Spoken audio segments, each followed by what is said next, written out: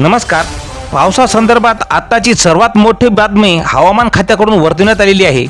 राज्यातील काही भागात आज वादळी पावसाचा अंदाज वर्तवण्यात आलेला आहे. तर हवामान विभागाने राज्यातील अनेक भागासाठी पुढील 5 दिवस पावसाचा अंदाज व्यक्त केलेला आहे. मग कोणत्या जिल्ह्यात पावसाचा अंदाज आहे पहा मित्रांनो, याबद्दलची सविस्तर माहिती. तर मित्रांनो, आज विशेष काही जिल्ह्यामध्ये मेघगर्जनेसह वादळी वाऱ्यासह पावसाची शक्यता वर्तवण्यात आलेली आहे. प्रामुख्याने यामधील विदर्भातील यवतमाळ, वर्धा, नागपूर, भंडारा, गोंदिया, चंद्रपूर आणि गडचिरोली या जिल्ह्यामध्ये, तसेच मराठवाड्यातील बीड, धाराशिव आणि लातूर या जिल्ह्यामध्ये वादळी पावसाचा अंदाज हवामान खात्याने वर्तवलेला आहे.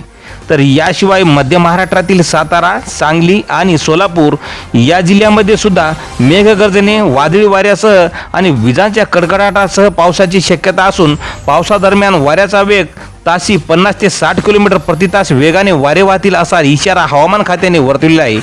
तर राज्यात इतर भागामध्ये ढगाळ अंशतः हवामानासह हलक्या ते मध्यम स्वरूपाच्या पावसाचा अंदाज पुढील 3 दिवस दुपारनंतर तर काही भागात रात्रीला कायम राहील असा अंदाज हवामान खात्याने वर्तवलेला आहे.